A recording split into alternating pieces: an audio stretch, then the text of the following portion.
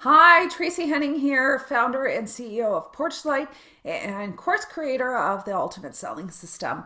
Welcome to this week's episode where we are going to be talking about not only how to survive in a down market, but how to thrive in a down market. So, are you ready to talk about it? Okay, let's dive in.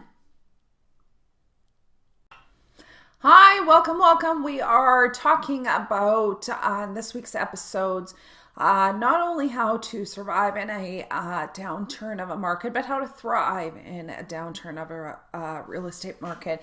Because as you know, the real estate market is very up and down and up and down.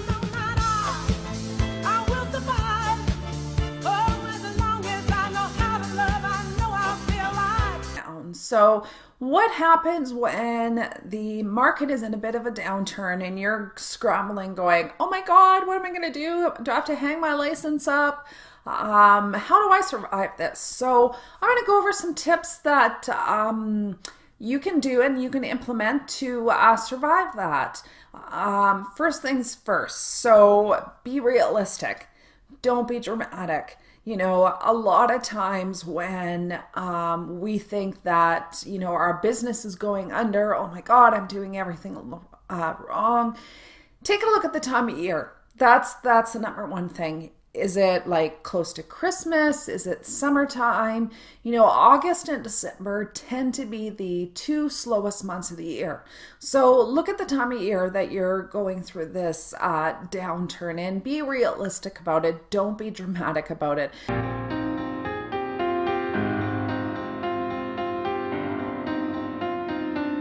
This song sounds dramatic, but I'm bad at writing words. Sometimes you have to take a step back and look to see where you're at. So, and that just could be it. It just could be the particular time of year. Another good thing that you really want to do is seek out a mentor or a real estate coach. If you don't have one already, I would definitely recommend that you seek out a mentor or a coach. Having that person in your corner, somebody that you can go to and go, okay, my phone hasn't rang in days. What am I doing wrong? What am I not? Like, what do I need to do? They become so valuable in your business, not only to help you get over that hurdle, but also to kind of guide you in the path that you need to go down to. Plus, you can save yourself a lot of time by working with a mentor or a coach. To trying to figure it out on your own a lot of times can be a very lonely place. And, a lot of times too, you could be testing things out. They don't work, so you go back to the drawing board. Having a coach or a mentor can really fast track that for you. Now, I know I'm going to sound a little bit like your mother right now, so please don't kill me, but you need to set aside a bit of a financial cushion, because we just don't know. Unfortunately, I always say if we had a crystal ball and we could predict the future, we'd all be rich. But unfortunately, that's not realistic. So what you need to do is you have to plan for these downturns. So make sure you have a financial cushion set aside in your bank account. If you have to take a little percentage out of your paycheck and put it in that separate account, so you do have something to fall back on if the real estate market tends to slow down a little bit. So make sure you have financial cushion. If you have to get the mason jar and put the, $1 or $2 in there and keep it piling up, do what you need to do. Just set aside a bit of financial cushion. Now, myself personally, I've gotten to a point where I love the downturns because there's so many things that you can be doing. So if you're finding yourself in the downturn of the real estate market, go back to the basics.